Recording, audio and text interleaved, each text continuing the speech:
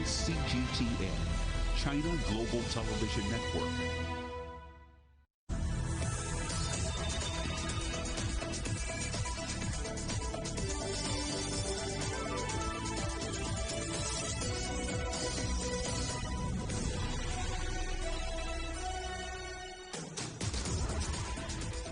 Hello and welcome to Global Business Europe, live from Cgtn in London. I'm Jamie Owen. And I'm Paul Barber. Our top stories: the Taliban speak for the first time since taking over Afghanistan and set out a future for the country under their control.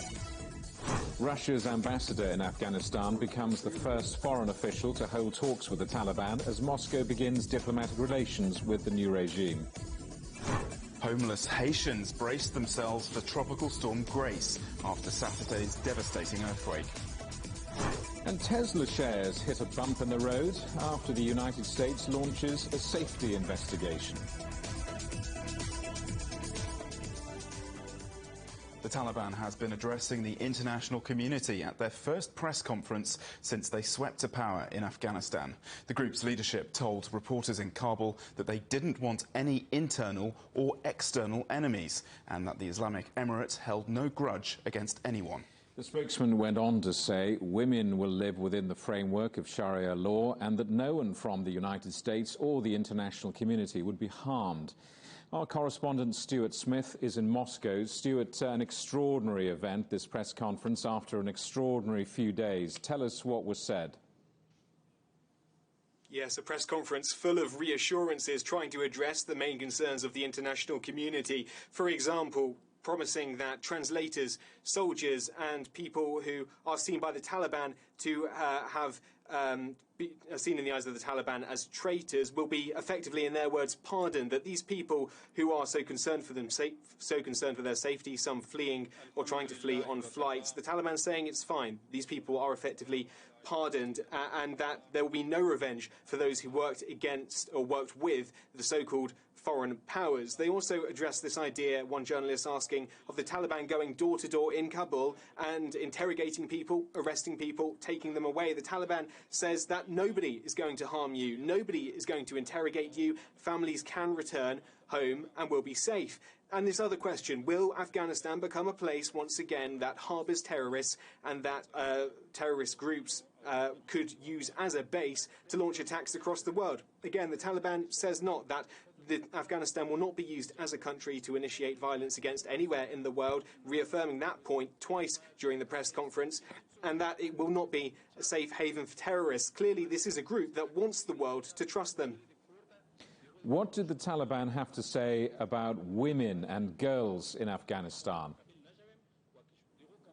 Again, more reassurances that girls would be able to go to primary school up to university level, but the Taliban said this will be an Islamic state. It will be a country which follows Islamic law, strong Islamic law in their words, and that although girls and journalists have in the past women and journalists have in the past been able to work in that way for the past 20 years. One female journalist asked, will we be able to carry on like we did before? And that's perhaps where the mask slipped a little bit. The Taliban said that is something yet to be decided. So although assurances on education and on work, clearly the Taliban do see a change for women.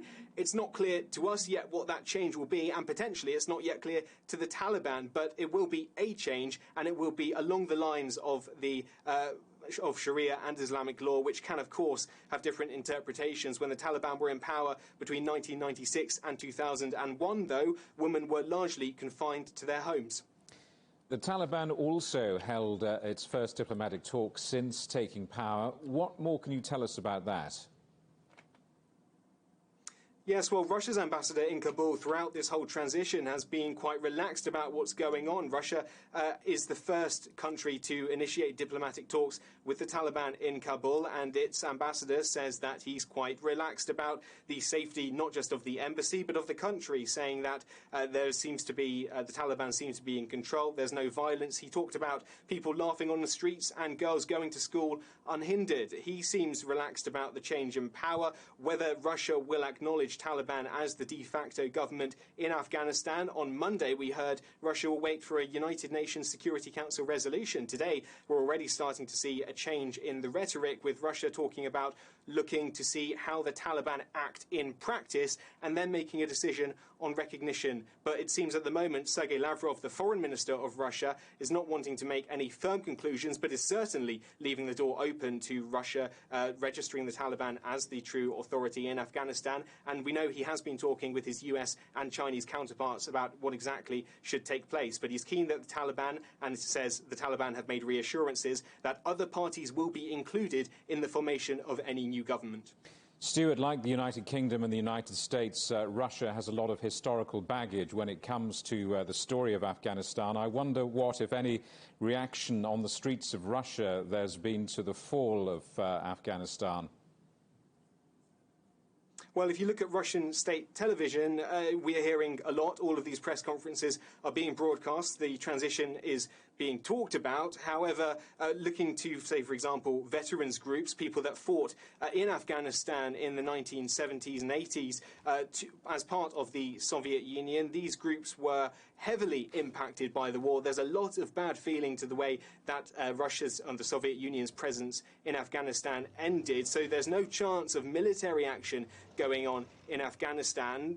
Whether the public mood has changed, I think we'll have to wait a bit longer to see. But consider the fact that the Taliban are still registered as a terrorist organisation in Russia, and that all media must declare that the Taliban are a banned terrorist organisation in Russia. And we see that under articles, even when the Russian government is talking about plans to talk with the Taliban, potentially recognise the Taliban as a new form of government. So right now it seems that the previous Russian rhetoric about the Taliban has yet to catch up with the way Russia is negotiating with the Taliban. But Russia has not just experience in the Soviet Union dealing with Afghanistan, it has experience over the past 7 years inviting the Taliban to Moscow for peace talks, trying to position itself as a trustable negotiator between the United States and the Taliban and the Afghan government. So Russia certainly sees a future for itself in intra-Afghan negotiations. Whether that means changing the Taliban from an extremist organisation and reclassifying it to something else, we've yet to see. But it seems like there is a delay in the previous policy towards the Taliban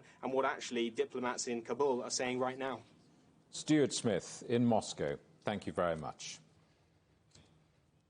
Meetings of both NATO and EU foreign ministers have been held in Brussels to discuss their responses to developments in Afghanistan.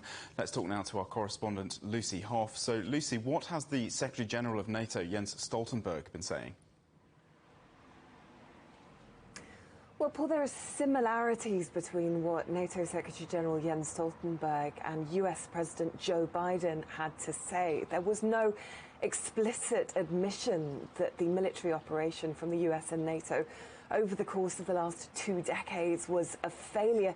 But both have admitted that lessons could be learned, and both have squarely placed the blame of the collapse of Kabul and Afghanistan to the Taliban at the feet of Afghan's political leadership. Jens Stoltenberg said the failure of that political leadership had led to the events of the last few days and, of course, the seizure of Kabul by Taliban forces.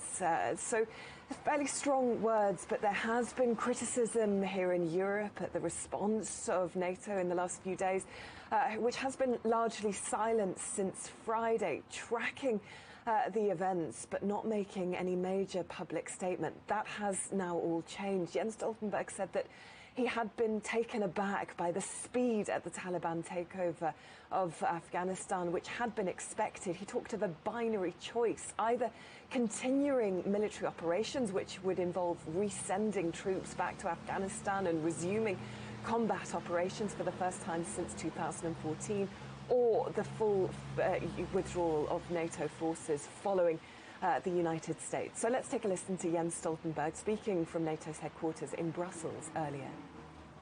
Parts of the Afghan security forces fought bravely, but they were unable to secure the country, because ultimately the Afghan political leadership failed to stand up to the Taliban and to achieve the peaceful solution that Afghans desperately wanted. This failure of Afghan leadership led to the tragedy we are witnessing today. Lucy, what have we heard from the EU foreign ministers meeting? Well, Paul, we're awaiting a press conference following that meeting, which was called as emergency talks yesterday by the EU's chief diplomat, Josep Borrell. We understand that EU foreign affairs ministers have been discussing how to prevent Afghanistan becoming a humanitarian and migration crisis amid fears that hardline Islamic rule in the country could lead to an exodus of millions of people who could be seeking to end up on European shores. Certainly France and Greece have warned that they don't want to see a repeat of the 2015 migration crisis. Greece has spoken out saying it doesn't want to become a gateway from Afghanistan into European nations, and French President Emmanuel Macron has said that he wants to work at preventing irregular migration flows, in his words. So this is about coordinating European nations' approach to migration, to working with Afghanistan's neighbours such as Lebanon and Turkey in terms of supporting anyone wishing to flee those countries. And of course, this is about the very immediate need to evacuate and rescue those personnel currently on the ground, both European nationals and also Afghan citizens who have been supporting European nations on the ground in the last few years. Those operations are still continuing. We know that Germany and the United Kingdom, as well as France, have seen flights leave Kabul airport over the course of the last 24 hours. So much on the agenda for European foreign affairs ministers, and more detail to emerge from that meeting with that press conference due to start this evening. Germany and France have both hinted at an airlift of Afghan civilians in the near future. Can you tell us a bit more about that? Yeah, that's right. We know that a plane has left Kabul airport carrying French nationals and dual nationals, as well as reportedly some Afghan citizens. Germany has said that it will be willing to rescue as much as 10,000 people from Afghanistan. That will be made up, as I say, of a combination of German nationals, but also those who have been assisting the German operation on the ground in Afghanistan.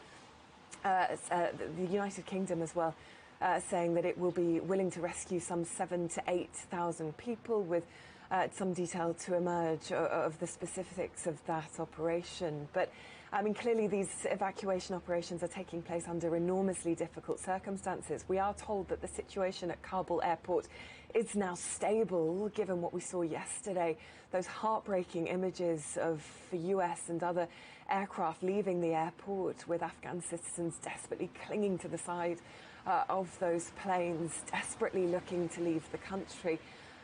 Those images being broadcast around the world. The situation, we are told, is now very different, although we are being told that for Afghan citizens it is different. There are checkpoints around Kabul airport that are making the safe passage of those citizens somewhat different. So, yes, you're right there that French and German planes looking to leave in the coming days from Kabul airport.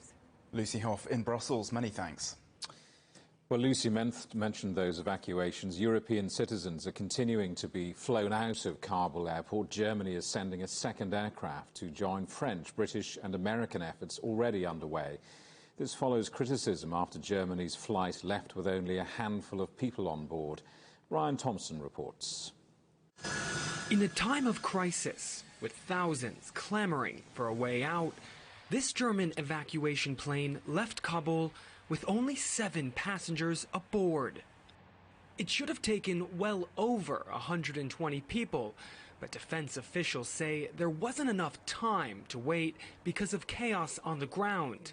The A400M transport plane had a difficult landing, forced to circle the airport for hours, waiting for the runway to clear. Eventually, it did arrive with a critical delivery, hundreds of soldiers to escort Germans who are stuck.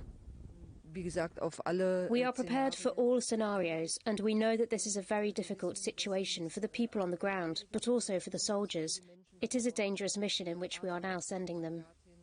Those soldiers will get Germany's evacuees into Kabul airport's secure military zone. That's where evacuation efforts to France, the UK and the US have been focused.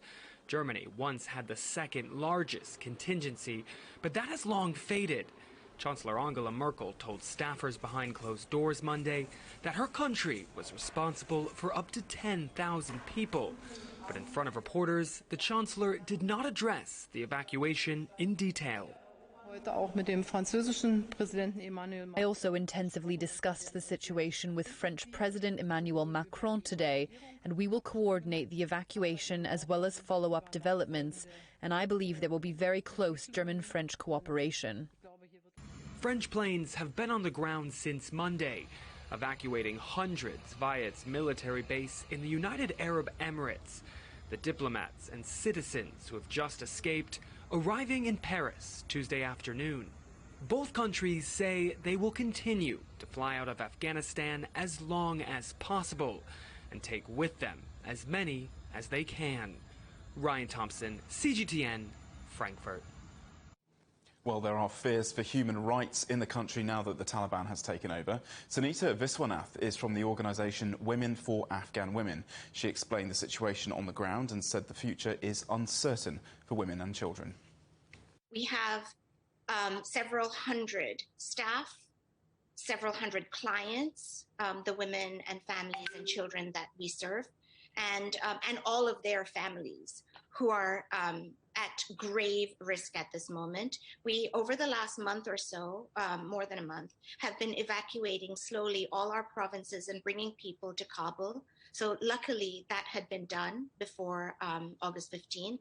And at this point, everybody that is in Kabul is just sort of hiding while the city of Kabul is in utter chaos. And we are hearing from our staff that there is a lot of fighting, looting, kidnapping. People are our clients especially, are very scared and just sort of hiding out. And we, all of us who are not in Afghanistan, are working night and day to organize safety passage for everybody that we can get, either on people who are very, very high risk to get on planes out, and people who cannot get on those planes to make sure they're safe wherever they are and have somewhere to go. This has been the 24/7 priority for all of us, and that's what I've been working on with my colleagues. Really, we don't know. We don't know anything except that right now. There's nothing else to say, nothing else to do. There will be a time soon where we will know where the dust settles and what is possible. Right now, we have no idea. And so soon, I hope that all of our people will be safe and we can answer other questions about what is possible, whether we can keep working, in what form, what work we can keep doing in this new Afghanistan. But all of that is for the future. We have one priority right now, which is to keep our people alive and safe. How much has life changed for Afghan women over the past 20 years? Well, when we started in 2001, we started in New York. 2003, we went to Afghanistan. We were building things from scratch. When we arrived in Kabul, we saw rubble. All of our programs, all of the infrastructures, the schools, the universities had really come to a standstill and were being built up, from nothing. And so we witnessed, there being basically nothing working to today. Well, not today, but until very recently, girls could, count on going to school. Women could count on working and going to university. So women could enter politics. Women ran for president. Our staff in Women for Afghan Women are half men, half women. That too is an incredible statement on the Afghanistan that has come to evolve, which is that women's rights work for women and children and families was done equally by men and women working together. That too is a sign of a functioning, thriving, egalitarian society. Remember, Cgtn is available to watch for free on all major digital platforms, on Smart TV or online on Roku, Apple TV, Amazon Fire and Android TV. Also on YouTube and Dailymotion, as well as cgtn.com and the Cgtn app. You're watching Cgtn. Still ahead, no end to the flames. France becomes the latest European country to battle wildfires.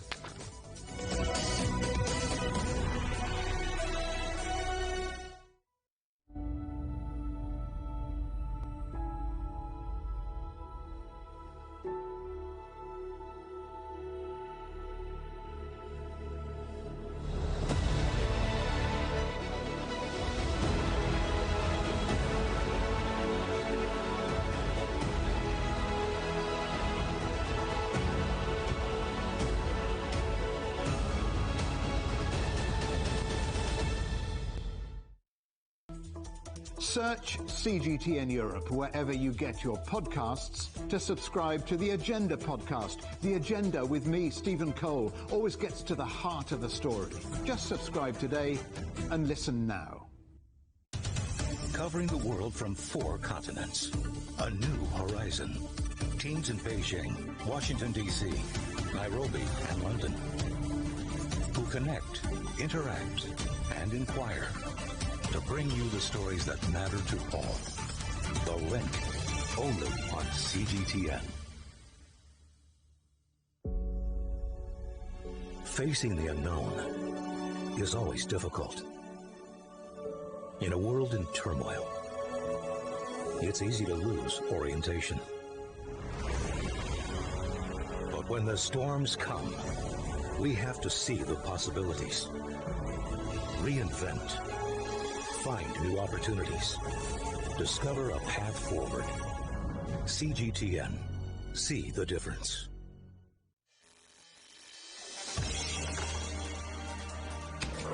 The world has changed under the pressure of the pandemic. For many of us, life is returning to some kind of normal.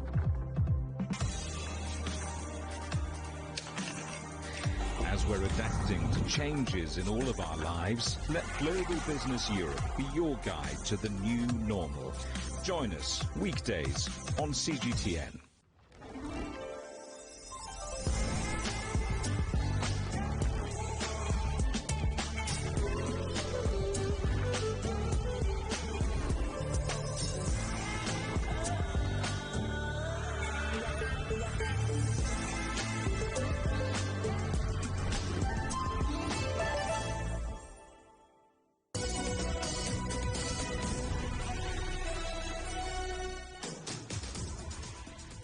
Hello, welcome back to Global Business Europe. In Haiti, rescue efforts are being hampered by Tropical Storm Grace following Saturday's earthquake. Tens of thousands of people have been left homeless. They're having to decide whether to brave the storm under tarpaulins or risk returning to their ruined homes. More than 1,400 people are thought to have died in the earthquake. The situation is very hard for me. I have a lot of children with me and we're in the rain. I don't even have a piece of plastic to cover us to sleep.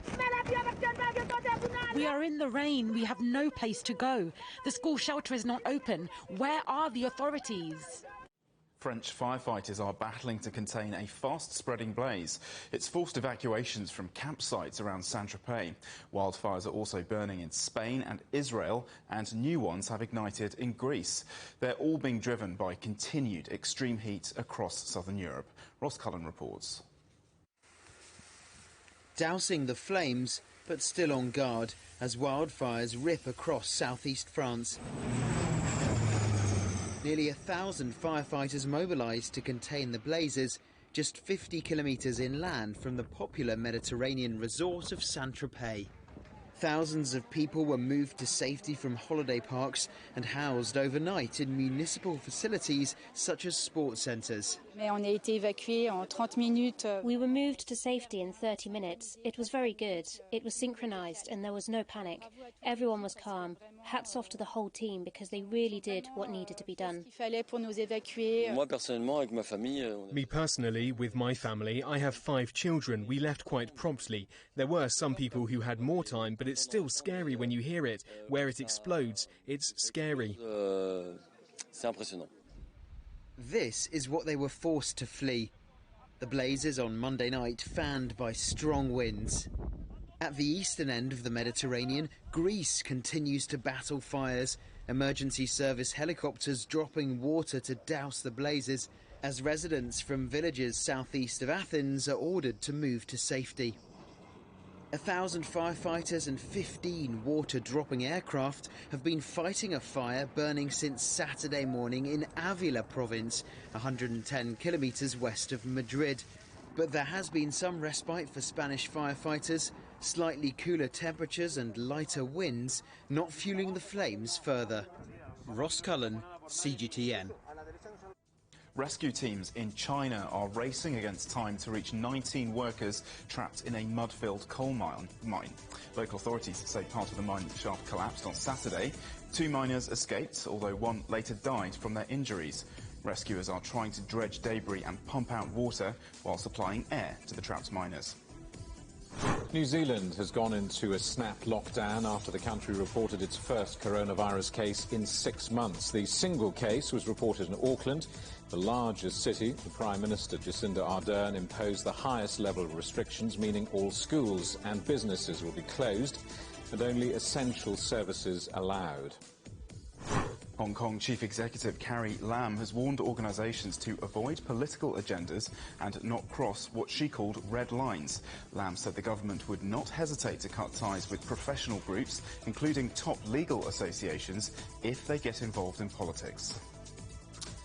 You're watching CGTN. Still ahead, the UK's largest semiconductor-making plant is sold to China despite security concerns.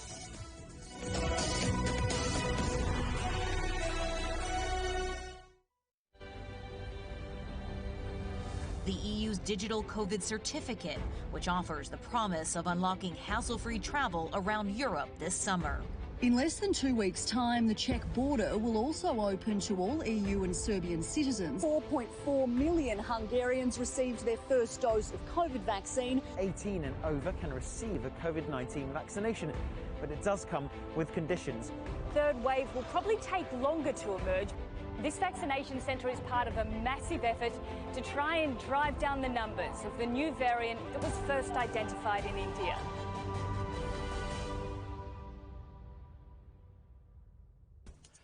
On the agenda with me, Stephen Cole, we look up into space. We look down into data. We look at debt. We look at politics. We look at opioids, climate change. We look at all the issues that really matter around the world. But you matter too. We want to tell the stories you want to see and hear about. Make it your agenda.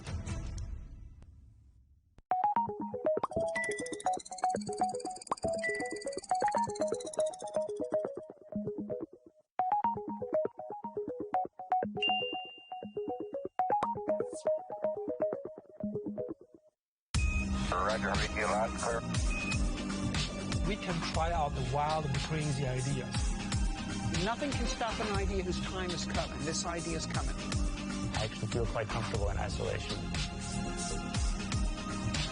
We should all be very basic when we're trying to save the world. Awesome! We hope it will happen. We have to live in hope. The agreement is signed. But what is the real deal now the UK has left the EU? For trade, for business, for the city, for ordinary people. Make sense of Brexit with CGTN.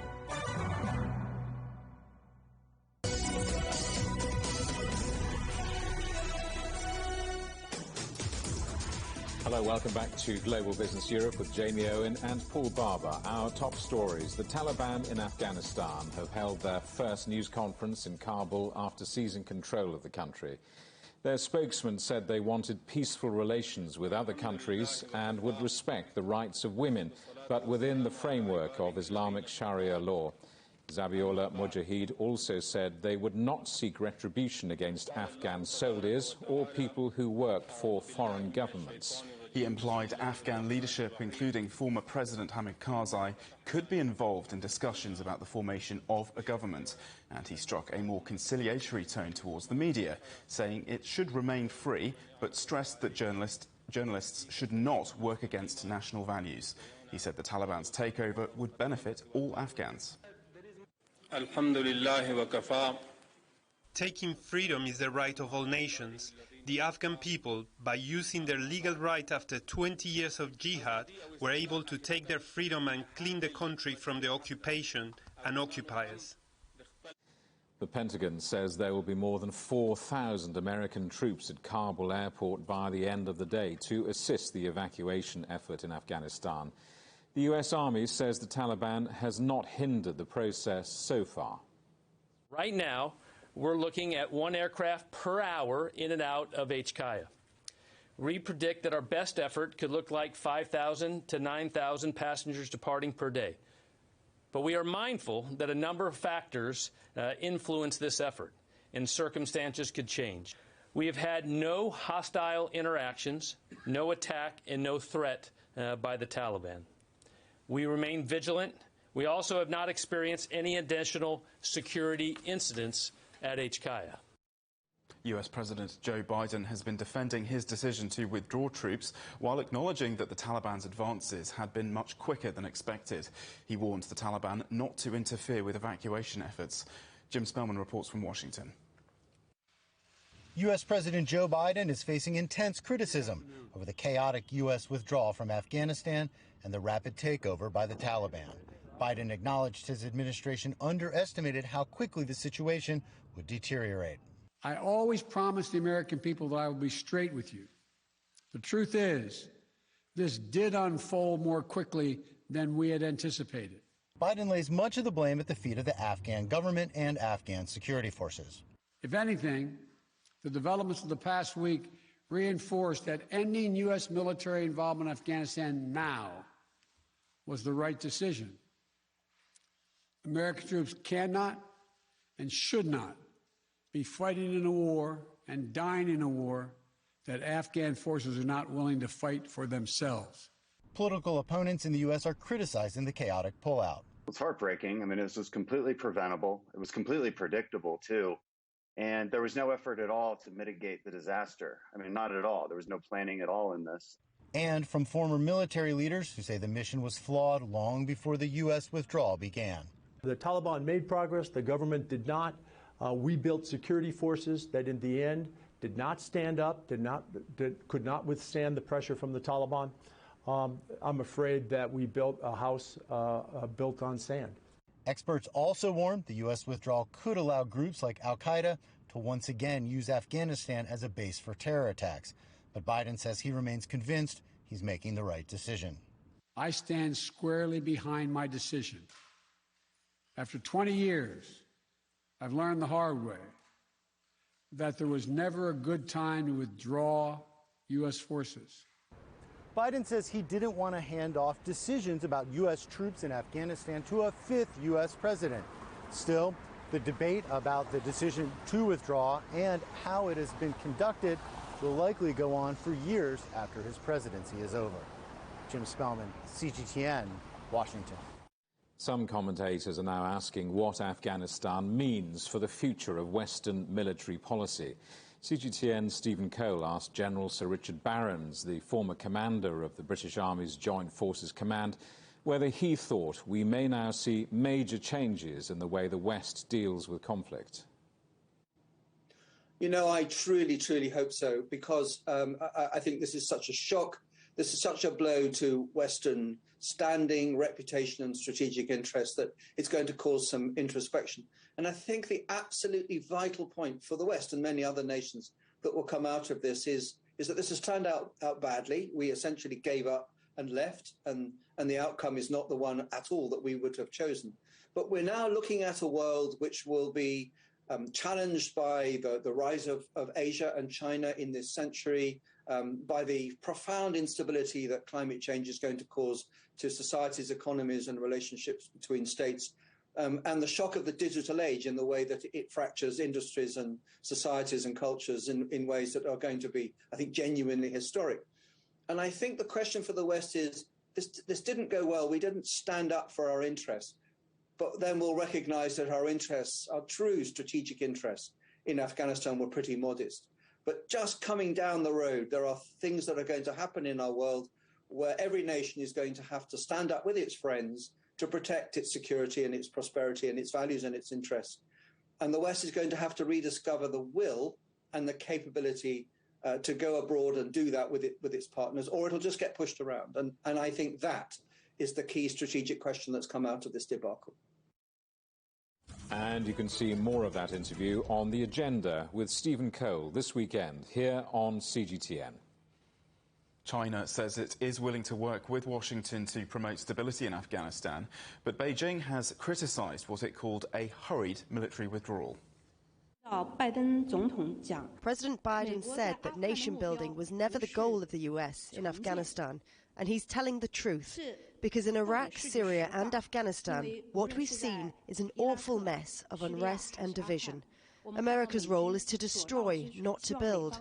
We hope that the US can now reflect on its policy of military intervention, stop interfering in the internal affairs of other countries, and stop disrupting the peace and stability of other regions, all under the pretext of democracy and human rights. Tesla shares have fallen after safety regulators in the United States launched a safety investigation into a series of crashes involving the company's autopilot system. Let's talk to our correspondent John Terrett in New York. John, this is not a good week for the electric car maker, is it? No, and it's only Tuesday. Can you imagine what is yet to come? I can't.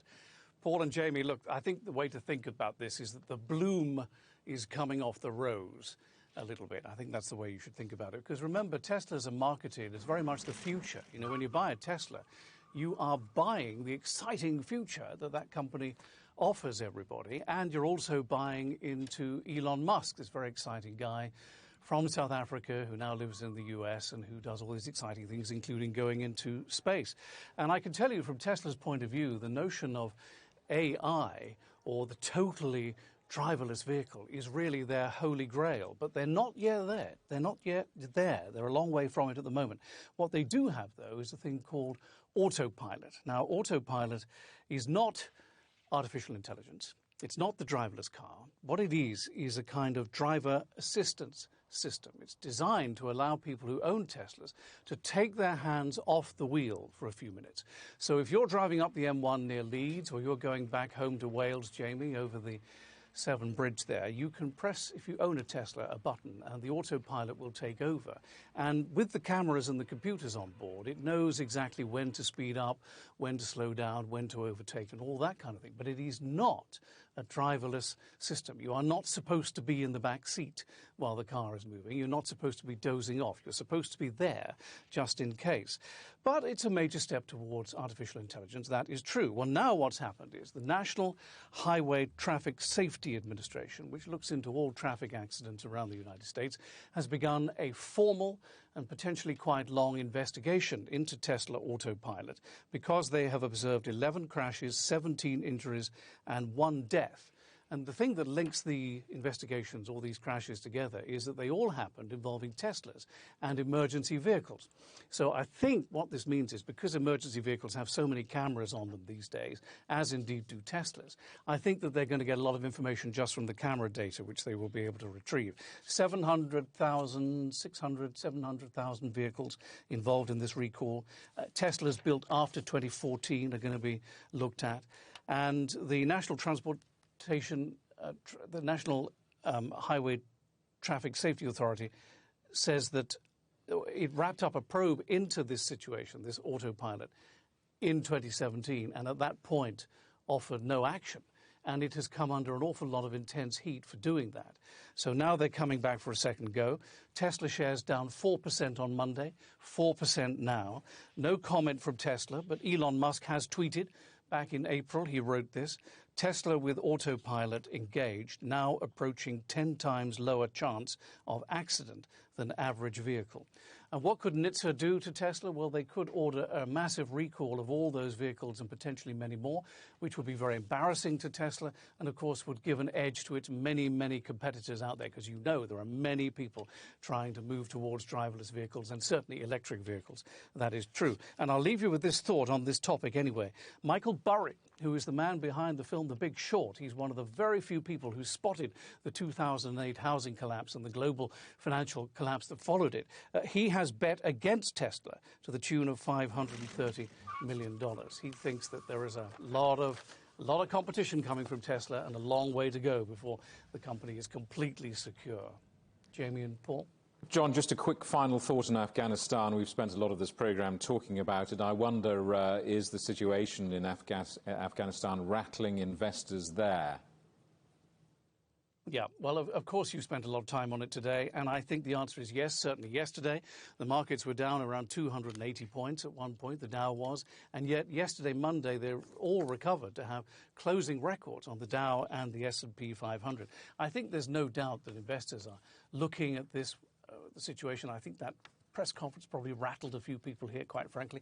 This little place here is its own ecosystem. I mean, it almost has its own weather here. And so it takes a lot to penetrate these walls and to get on investors' minds. But I think that certainly Afghanistan is. On top of that, though, we do today have retail sales that came out much worse than expected in July, down 1.1%. Automobile shortages is one reason. The shift to service industries is another in spending. This is stimulus checks begin to run out, and despite back to school, which of course is happening now as the kids go back to school, this retail sales figure was very interesting and much anticipated because it was the one that the Federal Reserve was most likely to use to determine when it should begin tapering the asset buying that is going on.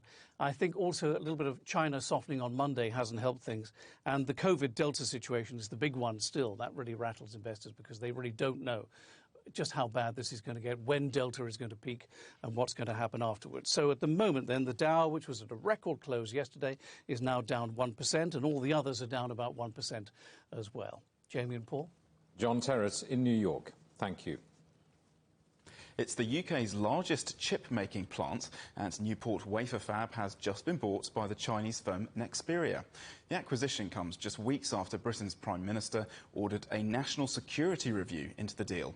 Cgtn's Andrew Wilson is following the story. So, Andrew, does this deal now mean that a national security review will not go ahead? I think it means, Paul, that probably the National Security Advisor did have someone take a look at this deal, which was well signposted as coming down the line, and had nothing more to say about it. Bear in mind that 6 years ago, this wouldn't have raised even an eyebrow. The quoted purchase price is $87 million. That's only from one source, so we can't be sure that that's how much. It is a big microchip producer. It does produce semiconductors, which COVID has shown us are crucial to the advancing of the world economy. But they're not particularly cutting-edge semiconductors. They're not the 5G brand new one, so it's just a good, stable producer. And as I said 5 years ago to David Cameron, no one would have thought anything about a Dutch company owned by a Chinese company, which already has a plant in Manchester, buying these. But of course, the security controversy built up around Huawei UK last year has led certain backbenchers in the government to point out that they're concerned about anything electronic or communications based going now into Chinese hands because of the potential geopolitical leverage that Huawei UK was accused of being in danger of exploiting should it get the chance. So there's an element of concern about it, but Downing Street's had nothing to say. Kwasi Kwarteng, the business secretary, has had nothing much to say in the last month or so about it, so it seems to have gone ahead. There's another purchase in the wings, ARM UK, which is another IT company, which is in the sights of NVIDIA. That's something else that they've got as the security advisor taking a look at, but again, nothing so far has come up that's considered controversial. And bear in mind that this is nothing compared to the estimated $200 billion of assets already owned in part or in whole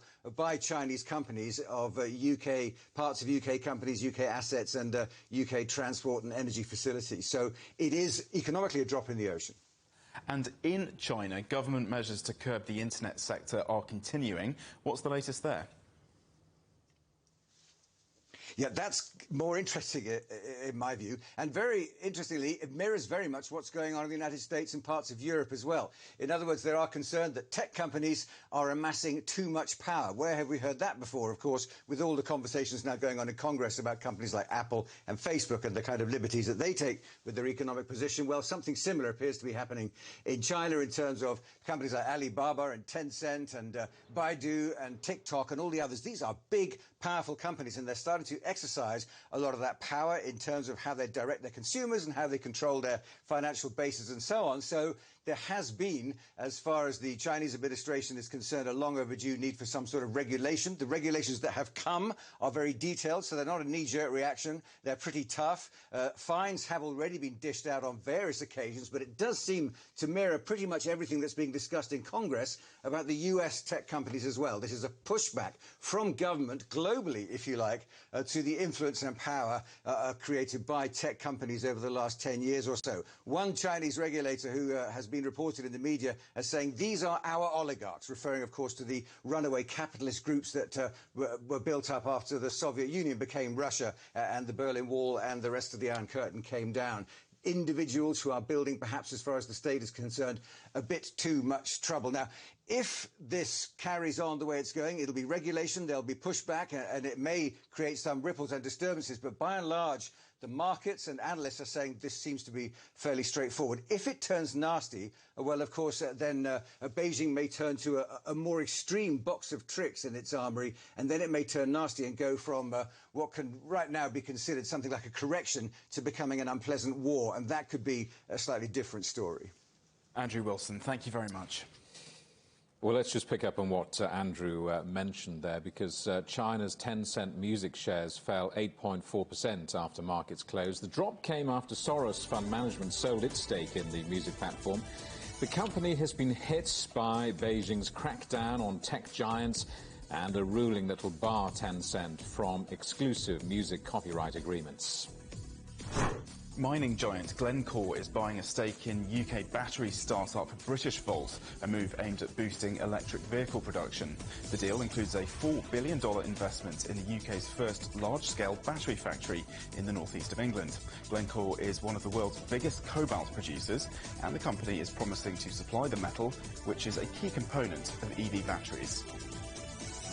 BHP Group has reported its best annual profit in nearly a decade, just over $17 billion. The world's biggest listed miner is also shedding its petroleum business, part of a portfolio shake-up, and in a blow to the London Stock Exchange, BHP will end its dual-listed share structure, meaning it exits Britain's FTSE 100 blue-chip index, where it's currently the biggest company.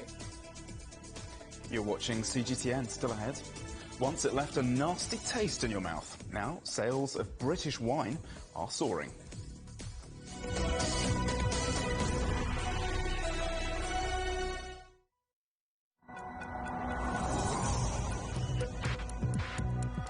Each day, there are millions of stories. Each one can open new perspectives, new possibilities. Wherever you look, we are there.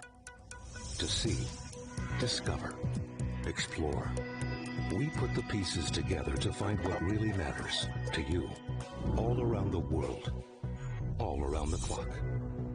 Our reporters are at home across the globe. From our headquarters in Beijing and production centers in Washington, Nairobi, and London, China Global Television Network. Stories from across the globe, reaching people across the globe. CGTN. See the difference.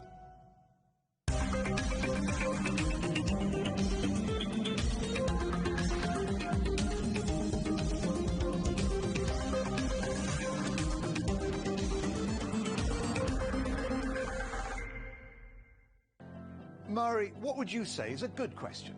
Stephen, I'd say it's one where there's always more than one answer. The Answers Project is a new podcast series from CGTN Europe. With me, Stephen Cole. And me, Mari Beveridge. In each episode, we'll take a complex question. And with the help of some of the world's foremost experts, shine light on some of the answers.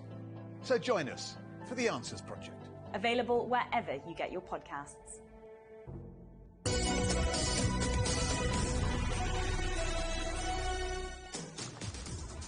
Hello, welcome back to Global Business Europe. China's Zhurong rover has now spent 90 days on the surface of Mars. It's travelled more than 800 metres from its landing point and collected a huge amount of data on the red planet. Sun Tianyan reports.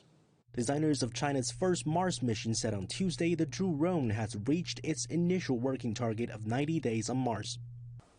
The last 90 days were a milestone, a complete success, yet our work carries on with thorough planning. So far, the orbiter is in good condition. The rover is also moving steadily ahead. It will go farther to continue the exploration.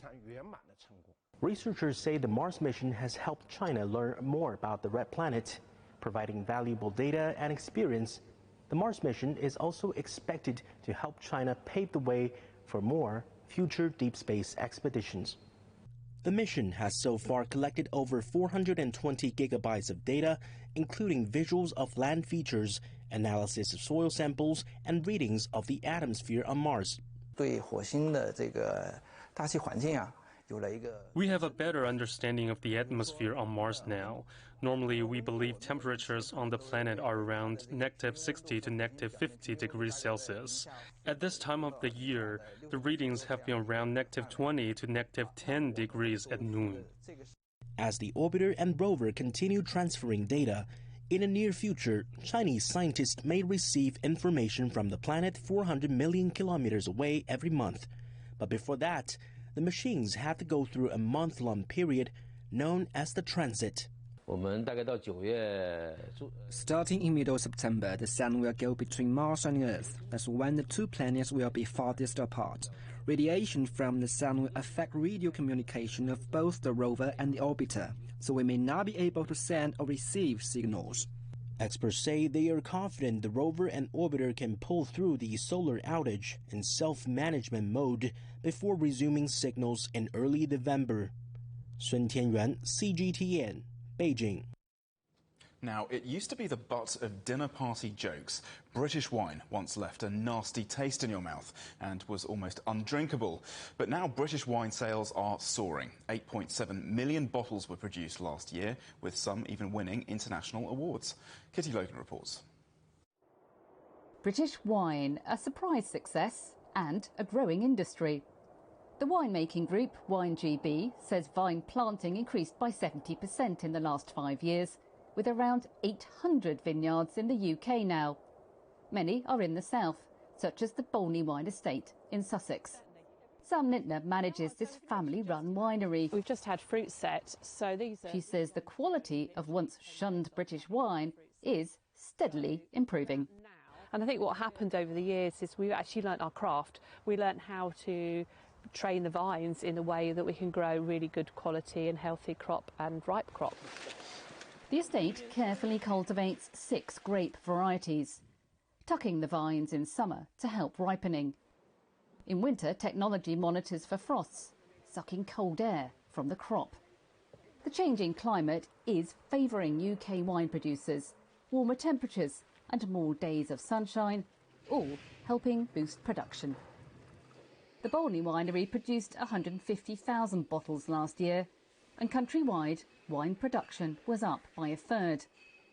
That's because people are buying more locally and importing less, though the government now says it will lift red tape on EU wine imports. But British wine producers don't believe their boom is Brexit-driven. On average, over the last 10 years, we've probably grown between 25 and 33% every year, year on year. So the more wine we make, the more we sell and the more we keep growing. So it's really a question for us of catching up with production has to catch up with sales. The aim is to mechanise more production to meet demand while keeping the quality in the fizz.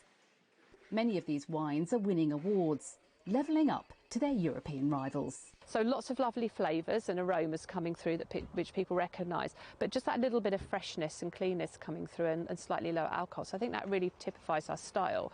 The revival of British wine is also attracting people to wineries to sample the goods. And this winery is expanding its range of still wines like these, as well as the sparkling. And throughout this summer, there's a rush of visitors coming here to taste them. But there are challenges for the industry. A shortage of casual EU workers since Brexit to help with harvesting. Yet as vines take 5 years to grow, the time to invest is now. The growth trend is set to continue. Sparkling wine, obviously everybody knows about English sparkling wine and that's super popular. But what's really interesting now is just seeing the still wines now beginning to gather some traction. Those still wines account for 1/3 of British sales, with sparkling the most popular. But whatever the type of wine, it seems British drinkers are set on staying close to home. Kitty Logan, Cgtn, Sussex. Well, surprisingly, for some people, wine isn't just for drinking. It's also becoming increasingly popular to invest in as people seek alternatives to the stock market.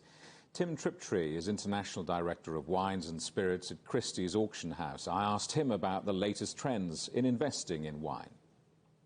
The sort of fine wine investment and certainly the auction world does still focus on the traditional old world. So, France does really still dominate the fine wine market. So the wines from Bordeaux, from Burgundy, from Champagne and the Rhone. So they do make up a large majority of what people do invest and collect. But we have seen a bit of a diversification in the market. So people are looking further afield to the wines, say, of Italy, the wines from Spain, for example, California, obviously, as well. So there is a diversification, but I would still say that the focus for any collector or investor in wine should be the wines from France.